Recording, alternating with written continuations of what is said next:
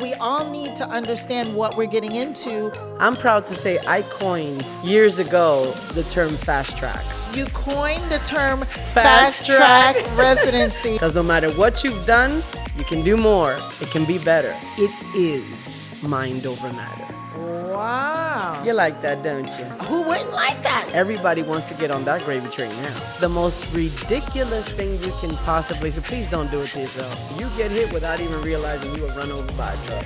What are you doing? I have people that get so annoyed at that. What? What you heard. Hi, welcome to the Punta Cana Podcast. My name is Cheryl Henderson, and I'm your guide to Punta Cana living.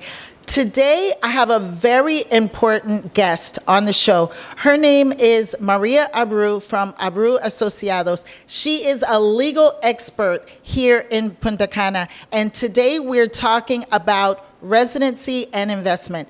Welcome to the show. Thank you for having me. It's quite an honor to be here. Yes. And first, before we get started, I need everyone to know that we go way back. Yeah, we so do. I just want to start with that. Maria and I met each other, I don't even know how many years ago, but Yeah. it was before I actually knew people who were really speaking English. So when I first met her, I was amazed because her English is so good. We would literally sit on the phone and talk for hours. For hours. Hours. And I love her, and I affectionately consider Maria my homegirl. And by the end of this episode, you will know exactly why. So now that we have that taken care Well, honey, I would not make the trip out here for just anybody. I had all kinds of things happening at the front, and I'm like, Cheryl's waiting.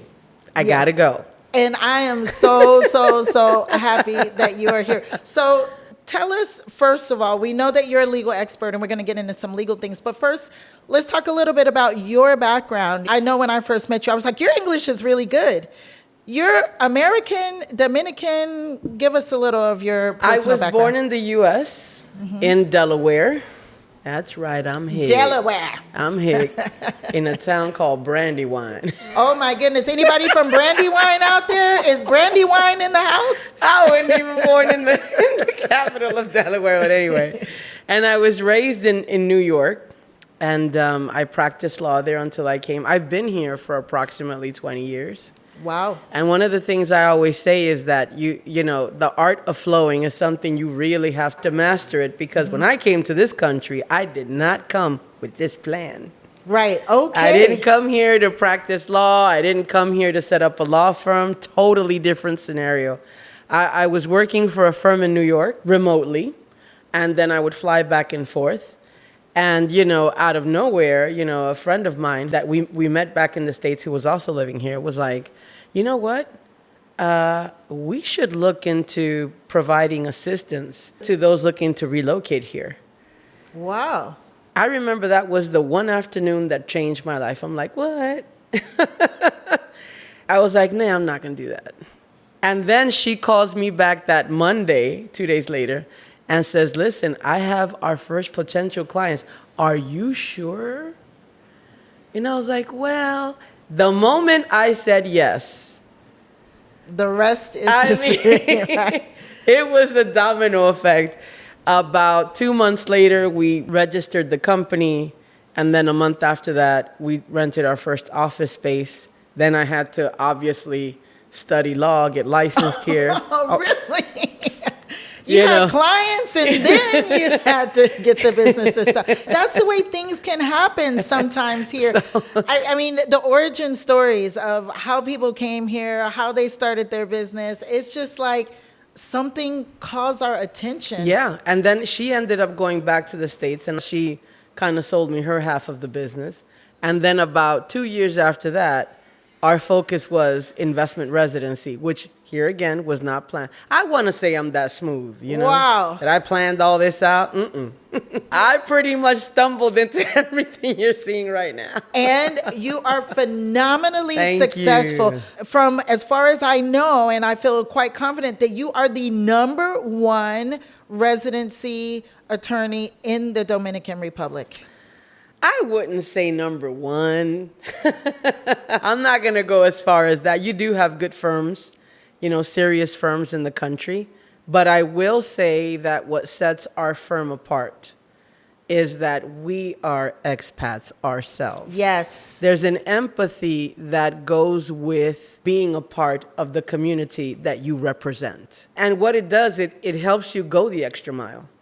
You're not just corporate. You're not just dealing with a process. Many times my clients come to me for like emotional therapy. I got to talk them off a ledge. But you know what?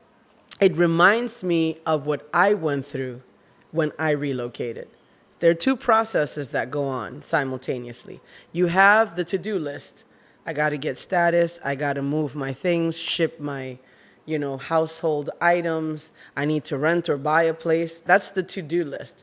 And then there's a whole emotional process that goes along with it.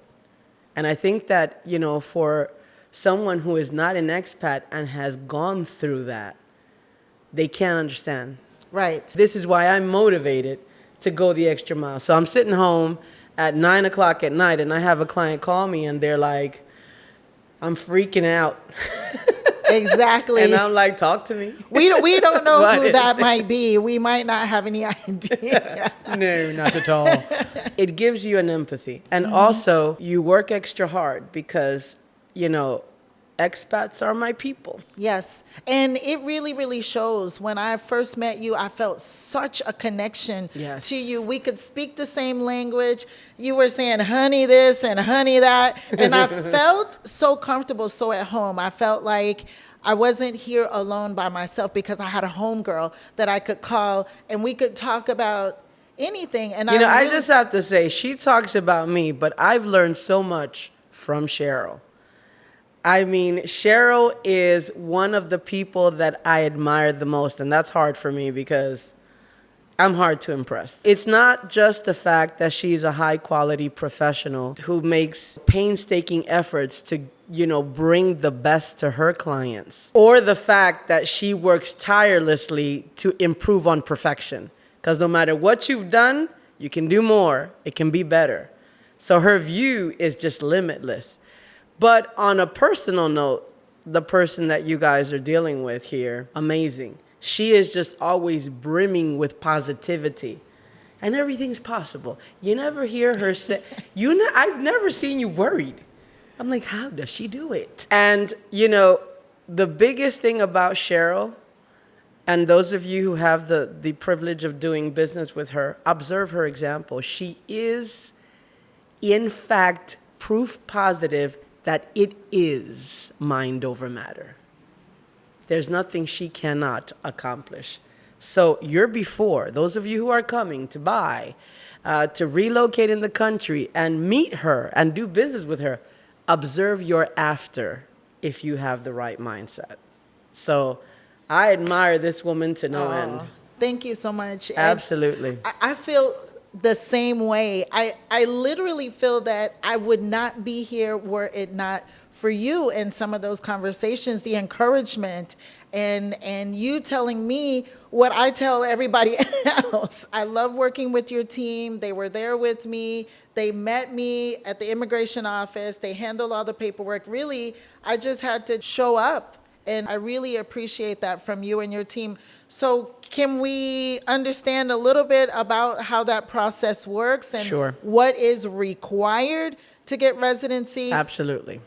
Residency is a two-part process, okay? Now, I want to clarify that there are many countries where you can enter the Dominican Republic with a tourist card.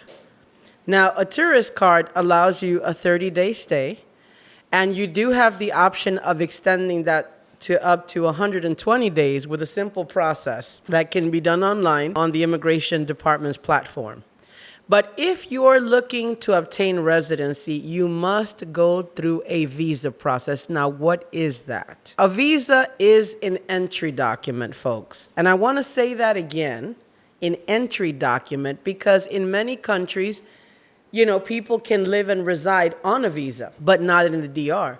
The visa is the first step in the residency process, okay? Unless it's a business visa for, business people who come and go and have no intent to live, then you get a 1-year visa or a student visa. But for residency purposes, for those who are looking to live here, relocate here, we have to start with a visa. Now, that process starts in the Dominican consulate in the respective countries. So a process is done, a file is deposited with that consulate in that country once the visa is approved. And I want to clarify, consulates do not approve visa, folks. They are just the receivers of a file. They represent the Ministry of Foreign Affairs in that country. So the approval of a visa comes from a State Department known as the Ministry of Foreign Affairs, which is the entity that supervises all of the consulates around the world. So basically, they receive a file. Once they see the file meets standards, they will now send the file digitally to the Ministry of Foreign Affairs. Their consular department will now evaluate the file and either issue a denial or issue an approval. They advise the consulate, who in turn advises us, and that's when we either send the passport or an appointment is made for the foreigner to come in. Now, once that visa is issued onto the passport, you have 60 days to enter the country. It's an entry document, folks. So the only purpose of that visa is for you to enter the country with permission to now proceed to the residency, a part of the process. The residency is handled by the Dominican Immigration Department, Dirección General de Migración, okay? A separate entity. Now, among the documents that must be provided for a residency process in that file, copy of the visa. Do you see why you got to go through that first? They want to see a copy of the visa. So we got to get it. That's it. And I want to say something. There are many countries around the world that are allowing to do this virtually. What does that mean? U.S. citizens, Canadians, some European countries, Latin American countries. If people are already living here, they're giving the option of doing the visa process while they're here. So what does this mean? We can get all the documents together, send them digitally to the consulate. The consulate will do the process. The payment is transferred via bank or whatever. And then once the visa is approved, the passport can be mailed in or overnighted into the consulate. The visa is stamped, and then they'll overnight it back to our office. This is a tendency here that always needs to be addressed. You have people that, since the DR is so lax about, enforcing laws, especially immigration, people have the tendency of just overstaying, living here. And then when they leave the country, they pay an exit fine, okay? Problem with that is that the DR is known for changing directions from Friday afternoon to a Monday morning without prior warning. So if at some point they choose to enforce what the law establishes, guess what's going to happen? And this happened back in 2017. People who had the tendency to overstay were not being allowed back in unless they came in with a residency visa. Now, it caused such an upheaval that they briefly went back. But here again, folks, everyone, and I've said this before, every director comes, with their own vision. When I became a resident, we didn't need a visa. You just came in and you got a file together and you deposited in immigration and you got your residency. Now, as of 2013, a director came in and says, no. The law talks about a visa. We're doing it.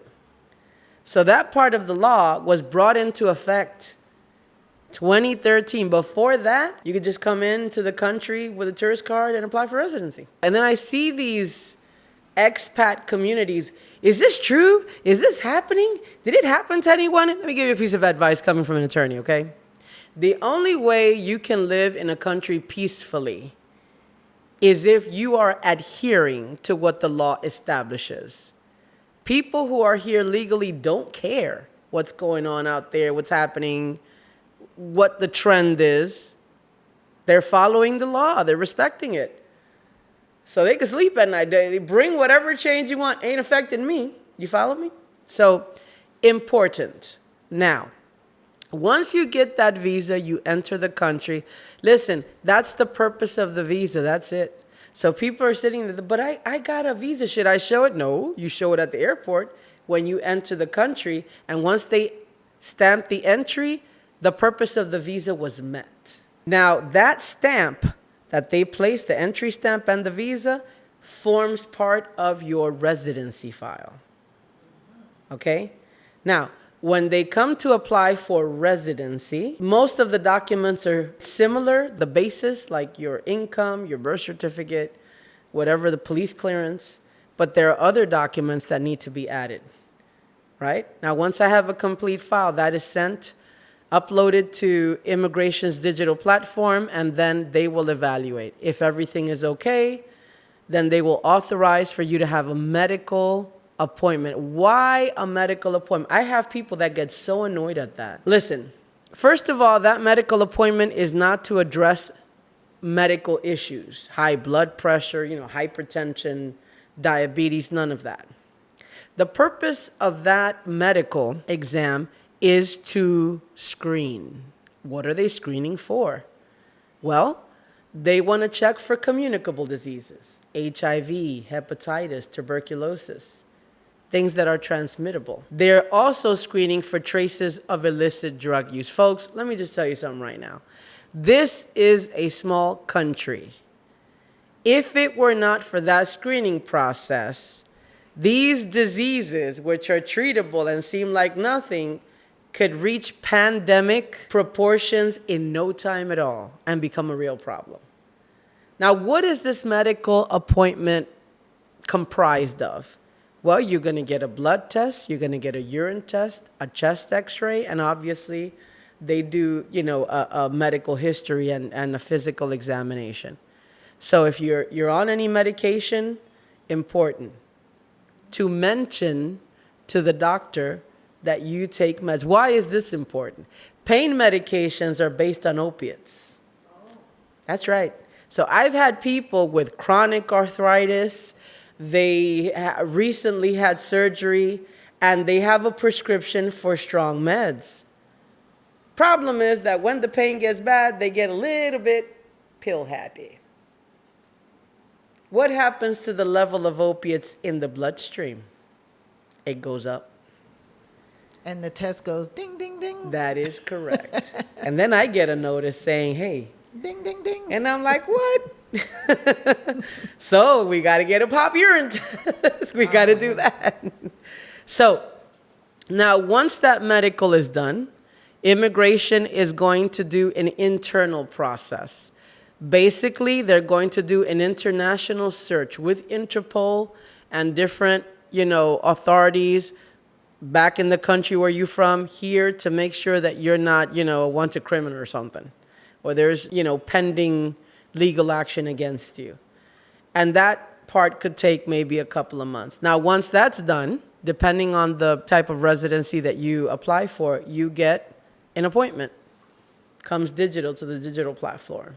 And you can either make that appointment or reschedule it, okay? So there's the layout of the actual process for you. And on the same day that you get your residency, you get what is known as a cedula, which is a state ID. Now, I just want to say that here, most of what you're going to do is going to just require that cedula. They're going to ask for a cedula. The residency card is more for border use. When you leave the country, instead of the cedula, you're showing the residency card, right? But here in country, it's the cedula that you're going to use the most. Right, and the cedula is just an ID card. That's what it an is. ID card, That's what yes. it is. Okay. Showing that you have. And if you are foreigner, it says no vota, meaning you don't vote. And it's greenish because the Dominican cedula is like kind of orangey. So yeah. I haven't noticed that.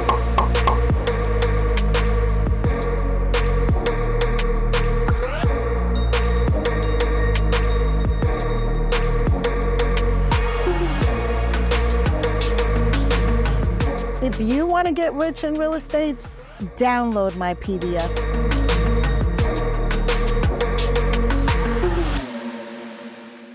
Let me just say, you definitely know your stuff. I mean, I'm just sitting here like, this lady knows what she's doing. And you talked about the process. Yes. So touch on the requirements. Okay. So we talk about the visa, but do they have to earn a certain amount of money or have a certain status? Talk a little bit about who they need to be and maybe the requirements to even have the opportunity to achieve residency. There are different categories of residency that a foreigner can apply for. You have family reunification, which is when they're married to a Dominican citizen, and that yields temporary residency, not permanent, temporary. And in many cases, if they have a child living here that they support, that can also, that's a little known fact, I've actually gone away with that. Because they have family ties. I am not telling you people to go out and get married. All right, let's get that out of the way. I had mentioned before that the Ministry of Foreign Affairs is a separate entity than the Immigration Department. This is an important fact to understand because even though the qualifications, in other words, the requirements are similar, they're not exactly the same, and I'm going to explain to you why. We've talked about permanent residency under the investment program, which constitutes about 85% of what our office handles. That's our specialty. Now, how do you qualify for residency under the investment program, also known as the fast track? I'm proud to say I coined years ago the term fast track. I know you are least she's modest, but let me tell you something. This is the lady. You coined the term fast track residency. I'm always trying to put everything into a context. Okay. That's what it is. They call it the fast track because it is the shortest route to citizenship. And I'll get into that in just a minute. So when you talk about investment residency, everyone automatically goes to, well, how much do I have to invest? Of course. That is one of 3 avenues. I'm going to explain that to you now. So years ago, to go through the investment department in immigration, you had to invest, according to the law, a minimum of $200,000 US in the country. That's verifiable. So that would get you residency under the investment program. Then 2007 rolls around and we get a president with vision. So he decides to open that door to individuals that meet certain criteria. And what are those criteria? If you're a pensioner that earns a minimum of $1,500 US a month, you qualify. Wow. And it's $250 per additional family member. So if it's a couple of retirees, $1,750 gets you through the door. For fast track residency. Okay. The other avenue is what they call a rentista or a rentier. This is a person who's had passive income for the last 5 years, a minimum of $2,000 per month. For instance, if you get rental income from a property that you've owned for 5 years, a minimum of $2,000, you qualify. If you own a business abroad, you have a company, you have a business, and that business yields an income of $2,000 or more a month, you qualify. Stocks, bonds, annuities, you name it. If it's a passive income, $2,000 or more for 5 years, you qualify for the fast track residency. Wow. Yes. I did not know that. That is correct. Because everybody goes, okay, investment, but the $200,000, I'm like, one of 3 avenues, folks. Right. One of 3.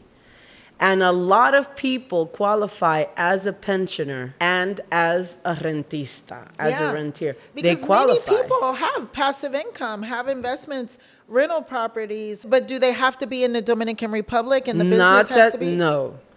Any business, any income that is derived abroad qualifies you. The company doesn't have to be here. If you've had a company for years back home and it yields that $2,000 per month, you qualify. So when you say abroad, just so that we're clear, you mean they could have a business back home, That's correct. and that is considered a business abroad. That is versus correct. That's them being from the United States and having a business yeah. abroad. Being So when I'm here. preparing the file, I'm like, I add in the list of documents, they're documents of incorporation from the U.S. company.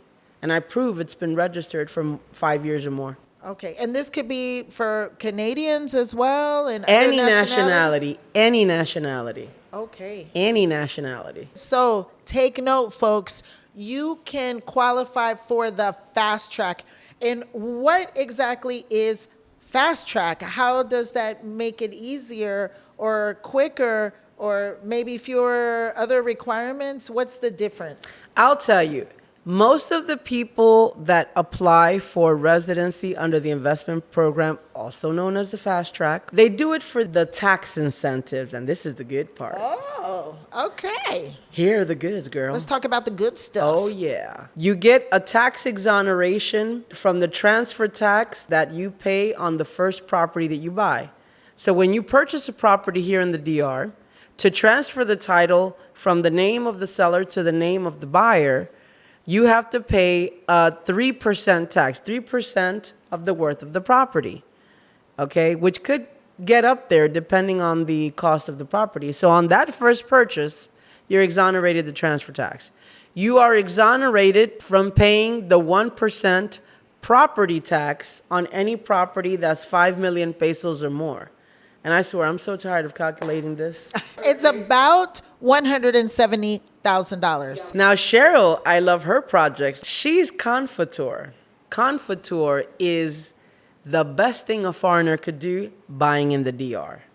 Everybody wants to get on that gravy train now. That's even a better package than residency when it comes to tax exonerations, but it's limited to the project that has it. Exactly. And this is why I have lights going off in my head, because we do talk about comforture. Being in real estate, we talk about comforture, and that people can have those exonerations if they buy in that particular project. That's what it is. It's a very smart move. Years ago, Confiture was an incentive that the government provided the hotel businesses that came to develop and purchase in the country. Why? Because hotels, they bring tourism. So they would give them an incentive. You don't have to pay the 3% transfer tax. You don't have to pay the property tax. You're exonerated from paying tax on all of the income generated by the project. Capital gains, you're exonerated that 27% tax. Wow. You like that, don't you? Who wouldn't like that? No taxes. That's right. Now, Yes. this incentive was granted to these hotel projects and, resort projects for 15 years. 2010 rolls around. Exactly. I And the was here. same president with the same vision decides that he wants to expand that. So now, he doesn't just extend this incentive to the hotels. Now, hotel-like projects. So, for instance, Cheryl here has a project where the condos are individually owned, right? But you have a common pool area, you have your social area. It has an administration that handles short-term rentals, sounding like a hotel, right? Yes. A reception, Reception. beach access. There you go. Yes. And so to these projects that are also bringing in not only tourists, but investors, the Ministry of Tourism grants them the Confiture incentive. So what does this mean for you guys out there? It means that if you buy into her project, all of these incentives are open to you. And you get a certificate from the Ministry of Tourism indicating that. Yes. So you don't have to annually be checking in with DGI, which is the Dominican Internal Revenue Service. You don't have to worry about that transfer tax. You're not dealing with capital gains tax. In the, case of reselling, you're good to go. And that is big money at the end of the day. If you do the math and you're saving 3%, 1% annually, 27% on the sale, it really multiplies your gains from the investment. And not having to pay taxes on what you earn. Because, see, here's the thing. To whoever's a thinker and a straight up investor, they're going to think, so we're in Punta Cana in the hottest spot a block away from the beach. This property is going to rent a lot. How much taxes am I going to be liable for? And the answer is zero. Zero. Yes. None. Exactly. Okay? And that's And beautiful. although residency under the investment program gets you that exoneration for 3 years in any project, the benefit with residency is that any project, whether it's Confiture or not, provides that. But if you buy with a project with the Confiture incentive, even if you don't have residency, you're off the hook.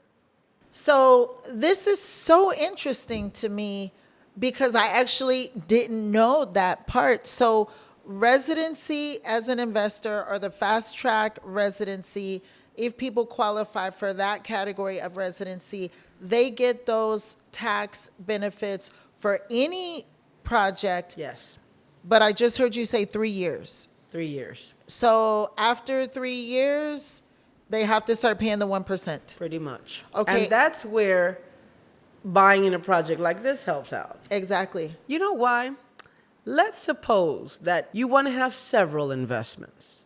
So here you come, you want to have a condo for short-term rental. But rumor control had it, and I happen to confirm it, that the new interest rate on government bonds is 7% on your national currency.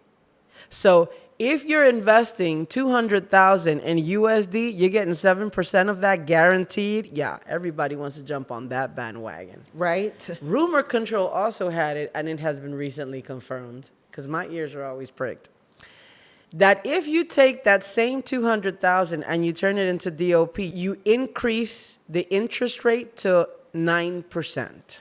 And DOP is Dominican pesos. Dominican pesos. Okay. Now, for newcomers, that's a big jump because they're new to the country. They want to get their feet wet. But still, what's the interest rate you're getting back home? Not even close. Not even close. So coming here and investing in your national currency and getting 7% can't go wrong. But if you don't have residency, when the bond matures and it's time to pay you out, guess who's keeping 10% of your money? The Dominican government. Pretty much. And I got to say, these guys are slick because it's not that you have to report it and pay it. They automatically deduct it when it is a banking or financial institution. So you get hit without even realizing you were run over by a truck. Oh my gosh. So the thing is, if you're interested in diversifying, absolutely, the residency helps you because that blanket covers all investments. But if you're only interested in investing in real estate, Confiture definitely. Absolutely. And Absolutely. you check all the boxes, and I'm not a salesperson, not just the quality of construction, I mean from a legal standpoint. I look very carefully. I do my due diligence. Your Confiture especially is awesome because it rolls over. Mm-hmm. Oh, another interesting fact. So Confiture tends to only apply to the first buyer. Yes. It doesn't transfer. Yours does. Does it? Yup. Oh, look at you, Maria. Beautiful. I actually didn't know that Confiture could be transferred. Sure can. I'm learning so much here. Wow. Very amazing. Because Very, very it's the amazing. project who has it, not the individual. Really? So there are different types of Confiture. I thought it was always a project and it passed to the individual. It's the project itself.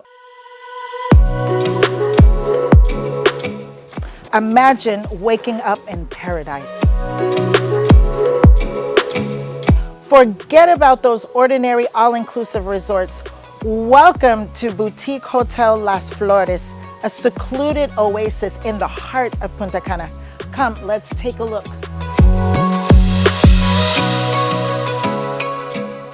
So what would you say to someone who is contemplating a move or getting residency? Any watch outs, anything that they should prepare, anything that they should keep in mind or consider just in preparation for this process? I think that one of the biggest issues that foreigners have when they do any Dominican process, not just residency, is the fact that you have to acclimate.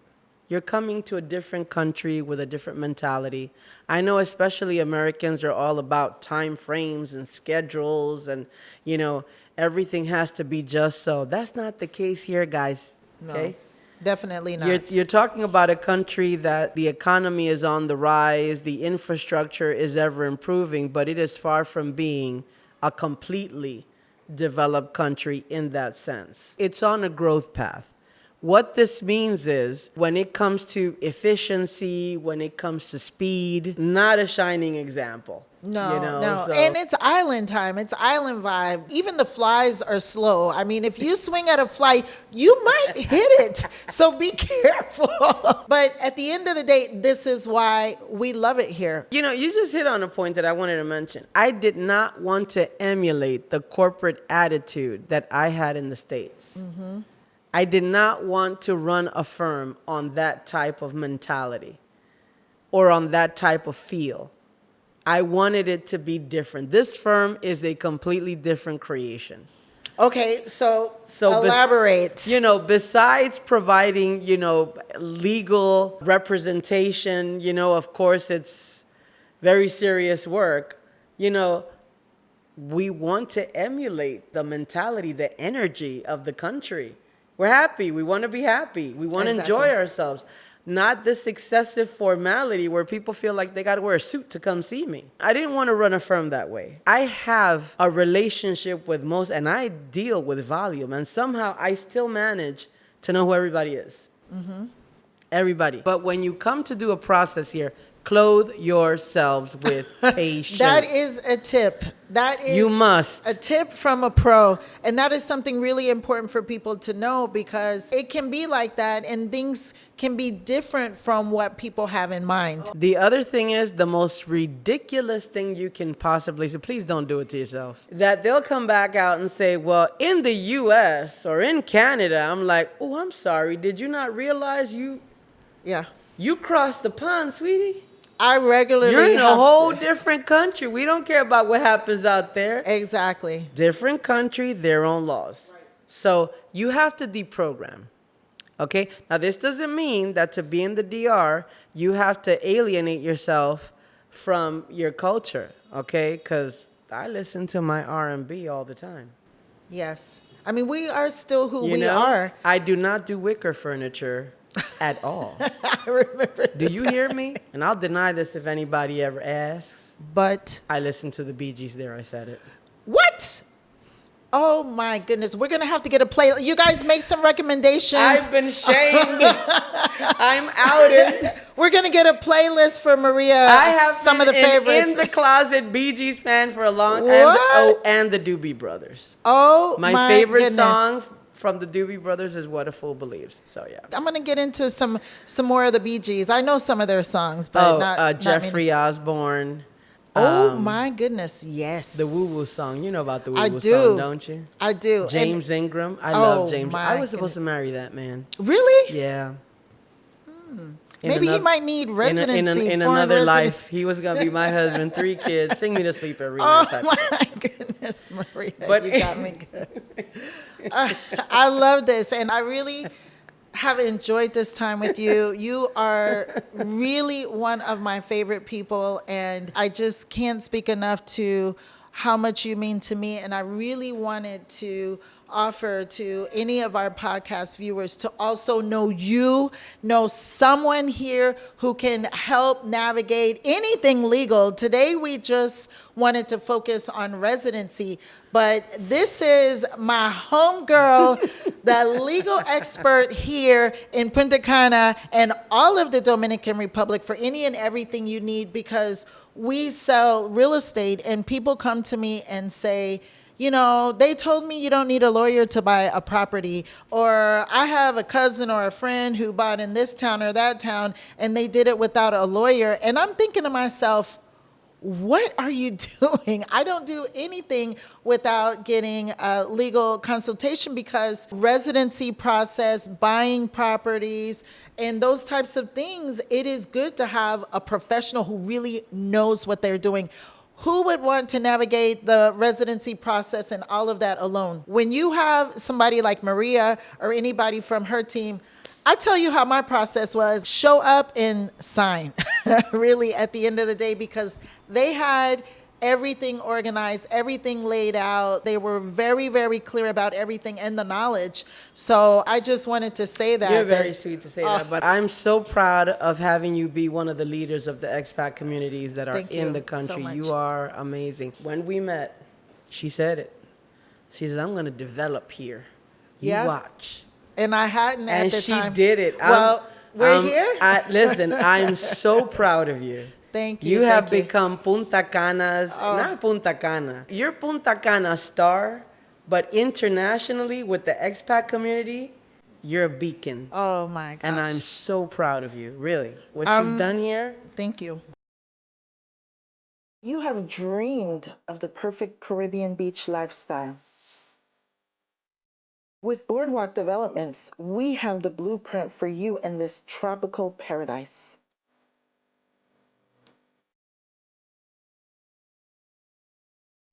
Celebrate incredible returns when you elevate your investment portfolio with the hottest real estate in Punta Cana.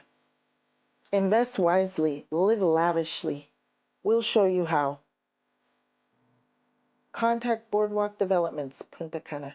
So on the podcast, we have a tradition where we pick a question out of the box from one of our followers. So go ahead and choose a question, and then I'll ask. Okie dokie. So here's the question.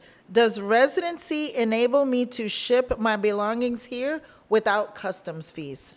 Depends on the category of residency. One of the benefits to residency under the investment program, also known as the fast track, is that you get to ship your household effects duty-free. Okay? Yeah, because duty is what? It can be like up to 34%. Well, let me put an example. I had a client that wanted to bring a 40-foot container. The taxes that, they were going to have to pay was about $2,500, and they ended up paying $150. What you heard. From $2,500 to $150, and there is a lot you can do with that other $2,350. That is correct. Wow, that's amazing. So the type of residency can dictate that. It can dictate that, and then a lot of things also depend. They mostly bought furniture, so I have to say that $150 will go up if you have certain items that are, electronic items, and not all electronic, certain things, because I have clients that have a large array of interesting toys. So there are things that, you may have to pay a reduced tax on, but with them, it was all furniture. You bring it in duty-free, okay? You're just paying the shipping, and that's pretty much it. Also, the first vehicle that you either buy or import, you get a 50% tax incentive. And I have to say, importing a vehicle could be quite expensive. Yeah, I so have having a 50% reduction in that import tax is a big deal. And more than $2,300, I'm sure. Pretty much. Yeah. And so here, if you want to buy the vehicle, here again, you would get that transfer tax reduced by about 50%. Really? Yeah. Buying a vehicle here? Mm-hmm. Wow. This has really, really been amazing. And I feel like we have really just only scratched the surface. So we will have to make a list of topics and have you back, because we all need to understand what we're getting into when we're thinking about doing business or moving to a foreign country. And legal is a very, very important part of it. You could think that legal topics can be boring, but this has been really extremely interesting, and it's residency. And I'm so happy to have had you here as a guest on the Punta Cana Podcast. Can you tell folks how to reach you? I like WhatsApp. Oh. Or Telegram or Signal, but WhatsApp is good. Of course, there's my email, emmabrew@abreuimmigration.com or abreuimmigration@gmail.com. I want to keep that personal contact with everyone. And the reason that's important is because that's my chance to get to know people. Because once they become clients, I have different departments headed up by different attorneys, but I know who you are. So the initial contact must be with me. And Okay. of course, through WhatsApp, I have about 1.5 million open conversations with all of my clients. So Okay. I know that lawyers are sometimes shy of that. They're like, no, that's my personal use. Not at all. I have a business WhatsApp open to anybody who wants to talk to me. So you know where to find Maria. If you need anything or have any questions, and of course, we'll be following up with more information as well. So be sure to like, comment, follow, subscribe, everything, and continue to support the podcast. We will continue to have amazing guests that will share such great information for us and help us know more about how we can do what we want to do in Punta Cana. Thank you for having me. Thank you. Thank you. Thank you.